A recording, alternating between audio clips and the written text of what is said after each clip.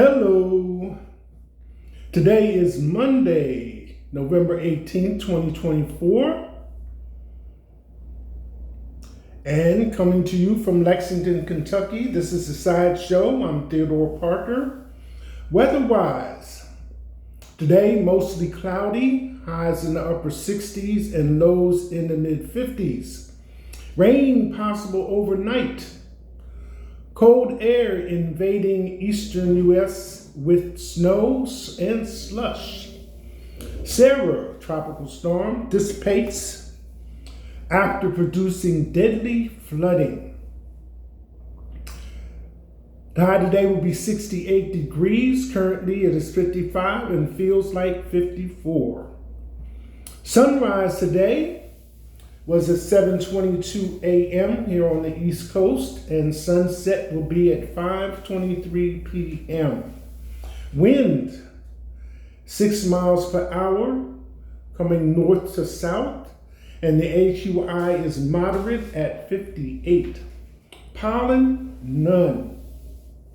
This is The Side Show. I'm Theodore Parker. If you're watching, don't forget to like, comment, share, and subscribe.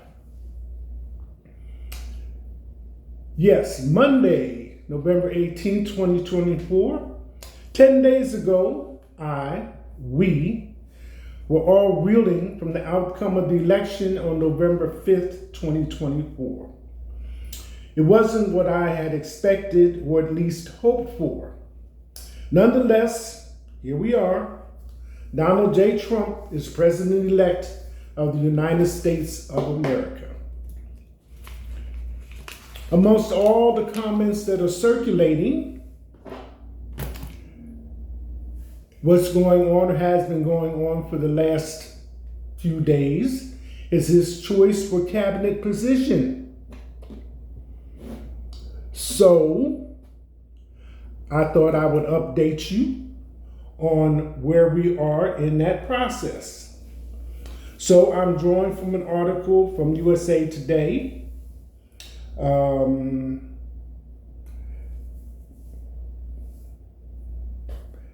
which was published on the 17th and updated today at 5:17 a.m. Eastern Time, November 18, 2024. Who has Donald Trump picked for his cabinet so far? Here's what we know. So I'm just going to go straight to his choices. The article is kind of involved and gives some background on some of the folks that he has put into office for the upcoming administration. So, Trump's picks so far, what we know. Here are Trump's picks for key positions in his administration as of Sunday night. Chief of Staff. Some of these names you might recognize, some of them might not be as familiar to you as others. Trump named his senior campaign advisor, Susie Wiles, as his White House Chief of Staff, the first woman in history to hold the title. The Florida political consultant, largely stays out of the spotlight, but has been credited with helping Trump's political comeback. Attorney General, Representative Matt Gaetz of Florida has been nominated as the next Attorney General, overseeing the Justice Department that he has long criticized. Secretary of State, U.S. Senator Marco Rubio of Florida is nominated as the next Secretary of State. He will bring foreign policy experience to his roles in the Senate Intelligence Committee and the Senate Foreign Relations Committee. A Cuban American, he's set to be the first Latino person to be Secretary of State. Director of National Intelligence, former Congresswoman Tulsi Gabbard is nominated as Director of National Intelligence.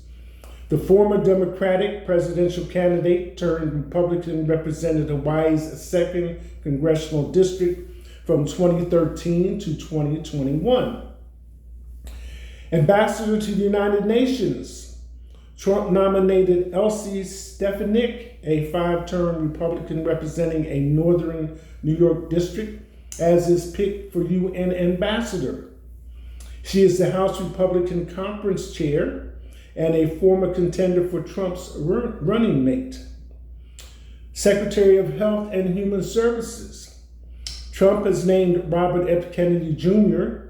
to lead the Department of Health and Human Services. The 2024 independent candidate has previously criticized vaccines and questioned the origin of the COVID-19 virus. He is arguably best known for spreading unfounded claims about a link between childhood vaccines and autism. Secretary of Defense. Trump nominated Fox News host Pete Hegseth to Defense Secretary. So much for the love of Fox News. A Fox News commentator, Hegseth served in the U.S. Army National Guard and had led veterans advocacy groups. Environmental Protection Agency Administrator. Trump has appointed Lee Zeldin as the administrator of the U.S. Environmental Protection Agency. Zeldin was a congressman for parts of Long Island, New York, and ran but lost against Kathy Hochul in the 2022 gubernatorial race. Director of the Central Intelligence Agency. Trump designated his former Director of National Intelligence, John Ratcliffe, as CIA Director. Ratcliffe previously has a House member from Texas before serving as Director of National Intelligence at the end of Trump's first presidency. Secretary of Homeland Security. Trump announced his choice of South Dakota Governor Kristi Noem to be the Secretary of Homeland Security. The pick puts the hardline conservative governor who set the state's National Guard to the southern border in a key role on immigration. Secretary of Interior. Trump has nominated Dakota Governor Doug Burgum to be a Secretary of Interior, coordinating federal policy to several territories. Burgum previously ran to be Republican presidential nominee before dropping out in December and has long been vocal about fossil fuels and energy issues. Excuse me. Secretary of the Department of Veterans Affairs. Trump has nominated former Republican U.S. Representative Doug Collins to be a Secretary of the Department of Veterans Affairs. He served as a congressman representing Georgia's 9th District from 2013 to 2021. A trusted Trump loyalist, he is a chaplain of the United States Air Force Reserve Command and served in the Iraq War in 2008. Secretary of the Department of Energy. Trump is nominating oil industry executive Chris Wright, CEO of Liberty Energy and 2024 campaign donor, to lead the Department of Energy. Wright, who has expressed skepticism about climate change science, will join a Trump administration and campaign to roll back climate change policies and clean energy spending ushered in during President Biden's term. Deputy Chief of Staff for Policy. Longstanding Trump advisor Stephen Miller has been tapped for Deputy Chief of Staff for Policy in Trump's next administration. The 39-year-old served as senior advisor to Trump and director of speech writing during the Republicans' first term in the White House and is credited with shaping Trump's immigration policies. Border czar. Trump has appointed Tom Homan to oversee deportation policy and aviation security. Homan was a Border Patrol agent for 34 years and served in Trump's first administration as acting ICE director. He drew controversy for strict immigration enforcement, including the zero tolerance policy with separated families of undocumented immigrants. National Security Advisor. Trump has named Florida Representative Mike Waltz as his national security advisor. Waltz has held civilian positions at the Pentagon, was on the House Armed Services Committee, and has supported Trump's isolationist view of foreign relations. U.S. Ambassador to Israel. Trump announced he is nominating former Arkansas Governor Mike Huckabee as his U.S. ambassador to Israel. Huckabee is a Baptist minister and former Fox News host who has run for the Republican presidential nomination twice unsuccessfully. His daughter is Arkansas Governor Sarah Huckabee Sanders, who served as White House press secretary during Trump's first presidency. White House counsel: Trump tapped William McGinley to serve as his White House counsel. McGinley, a partner at the Washington-based law firm Holtz Vogel, worked as White House cabinet secretary during Trump's first presidency. U.S. Attorney for the Southern District of New York: Trump has nominated Jay Clayton as the U.S. Attorney for the Southern District of New York. Clayton has previously served as chair of the U.S. Securities and Exchange Commission during Trump's first term. Deputy Attorney General: Trump has decided lawyer Todd Blanche will serve as Deputy Attorney General. Blanche is known for aggressively representing the president-elect in his New York hush money trial and in 2 federal criminal cases. White House Communications Director: Trump named Stephen Chung to be his communications director in his second term. Chung worked as the rapid response director for Trump's 2016 presidential campaign and was perhaps the most adversarial of the candidate's spokespersons, describing opponents and snowflakes and cucks, C-U-C-K-S, who suffer from Trump derangement syndrome. White House press secretary: Trump named Carolyn Leavitt as his second-term White House press secretary. She is expected to be the youngest to ever hold the position. That being said, what are the cabinet positions? The cabinet advises the president on issues related to their respective offices. These are the cabinet positions from the 15 executive departments, which must be confirmed by the Senate. Secretary of State, Secretary of Defense, Attorney General, Secretary of the Interior, Secretary of Agriculture, Secretary of Commerce, Secretary of Labor, Secretary of Health and Human Services, Secretary of Transportation, Secretary of Energy, Secretary of Education, Secretary of Veterans Affairs, Secretary of Homeland Security, Secretary of Housing and Urban Development, HUD, and Secretary of Treasury.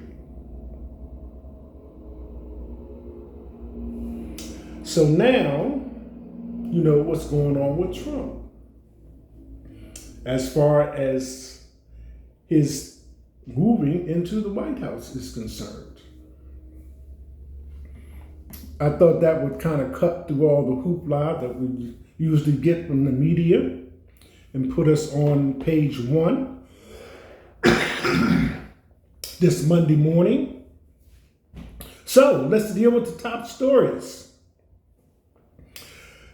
Number 1, Joe Biden lifts ban on Ukraine using weapons to strike deep inside Russian territory. So now they have permission to use long-range weapons. And I will say this about that. You know, with all the bans and sanctions that first came out of Russia striking into the Ukraine, these things have kind of settled in now. You know, cutting them off from this, cutting them off from that, and not allowing this and not allowing that. I'm not sure Putin ever saw the day when he would have airstrikes coming into Moscow or ergo into Russia. But here we are, and that's from Ukraine. Number 2, Trump would need congressional approval to dissolve Education Department. And this is something that has been touched on in the media, and as responses rolled in, amongst the first people to respond to Trump cutting out the Department of Education was a woman with a child who has special needs. China Z sets boundaries for Trump with 4 red lines. Next one. Trump spotted sitting with head of Saudi Arabia's public investment fund at UFC fight. True. I happen to turn to UFC 309. John Jones headed the card with 19 consecutive wins. And I don't do PPV, so I caught all the preliminaries. And sure enough, camera turned, and here's President-elect Donald Trump coming into the arena and waving to the crowd. Next one. Hexeth an accuser, but denies, Hexeth, the person we mentioned earlier in the position rundown, paid accuser but denies wrongdoing, attorney says. Snow, rain to slam U.S. as winter storms ramp up ahead of Thanksgiving travel. And I believe here in Lexington, Kentucky, we're due to have rain in the middle of the week, and I think rain and snow on Thursday night, heading into the weekend. Russian ballet star Vladimir Skylarov died suddenly, age 39. DOGE wants to delete entire federal agencies, Vivek Ramaswamy says. Him and Elon Musk have combined on this special thing that Trump has allowed to be created. 2 heads. Kim Jong-un calls nuclear arsenal expansion without limit. Biden becomes first sitting U.S. president to visit Amazon rainforest. If you didn't know, I think I mentioned it before, the Amazon rainforest is a source for medical supplies, plant-based medical supplies, and it is a crucial area to the world as far as medical things are concerned. So as it says, he'd be the first sitting U.S. president to visit the Amazon rainforest. So those are your top 10 stories today, and also an update on what's going on with President-elect Trump. And I do have a +1 for you today. Excuse me.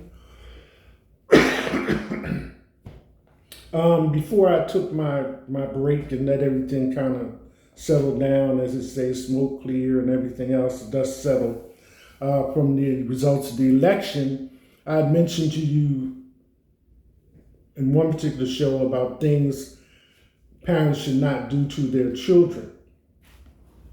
And you probably can research it under that name. But the point being, we send our children off to school every day, elementary school, and they have everything going on with them. And it cannot be overemphasized that they are on the level they're on. You know, as parents, we push, we get them to achieve, we try to get them to do the best they can, et cetera, et cetera. But sometimes we just have to let them just be children. Okay? And part of that is a fond memory for most parents of when their child was a toddler and the first words that they started speaking out of their mouth, whether it was mommy or daddy, and whose name they couldn't say correctly, and how they would mispronounce words and all those other kind of things. And that was just so entertaining. But let them get to an age where they have their own energy, they're imitating commercials, they're choosing toys, they're telling you what they want. And sometimes, you know, you say, well, I don't have time right now. And we use that in our own schedule on occasion sometimes. I don't have the time. I'll do it later. I don't have the time right now. But when it comes to children, especially your own, there is no time like the present. And I put that in this context. I'm an adult, but I think this is something that all of us would agree. Even if I know you, familiar with you, I don't know what you're going to say until you say it. So this next article is an incident that happened in Maryland. And just like we have our day with everything that goes on, children have their day with everything that goes on. You got bigger kids, smaller kids, older kids, younger kids, kids that's never been away from home before in their life, going out into the world. So let me read this to you. Older bully hangs second grader by his neck in school bathroom, but district shockingly calls it horseplay, says the parent. And this is coming from the New York Post, and it's like 15 hours old at the time. A Maryland second grader was rushed to the hospital after he was hung in the boys' bathroom by an older bully who told him, "I'm going to show you how I did people back in the day," his parents claim. The horrifying incident, which left the 7-year-old boy in the hospital with a neck contusion, unfolded Friday at C. Paul Barnett Elementary School in Waldorf, a suburb about 23 miles southeast of Washington, D.C., WUSA 9 reported. "My child, who is a second grader, was hung in the boys' bathroom by a fourth grader," the boy's mother wrote on social media, according to the outlet. "I received the most traumatizing phone call from the school stating that my child was being rushed to the Children's Hospital in Northwest," she claimed. "I'm feeling anger and seeing red, but my son is here by the grace of God, and I will forever be thankful." Paperwork from the boy's hospital visit listed one of his injuries as a neck contusion, which is caused by blunt trauma. "If you look at my son, he has marks under his eyes like blood vessels. He still has bruises on his neck from being choked," the boy's parents, who did not want to be identified, told the outlet. "He's traumatized. He's going to take time." The boy's mother added, "This is not something he's going to just get over overnight." Charles County Public Schools confirmed the incident, chalking it up as horseplay in a letter to parents, an answer the boy's family feel is not sufficient. Excuse me. "It doesn't make sense to me. If you're horseplaying, how do you get caught on a hook? Like, we need answers. I want answers, and we won't stop till we get answers," his mother said. "My son did tell me that when they were in the bathroom, he said the little boy told him, 'I'm going to show you how I did people back in the day.' That's why I feel like it's bullying," the disturbed parent said. "It's not telling how many other kids this has happened to." While the parents have since removed their son from the school, they hope the district will step up how they monitor students. "I want to see a policy in place, at least hallway monitors. I want to know why is a fourth grader in the same bathroom as a second grader. Most schools have them divided," the mother said. "I feel this is very unacceptable. These are all our children, and they are the future, so we just need to protect them. Like we sending our kids to school every day thinking they are safe," the boy's father said.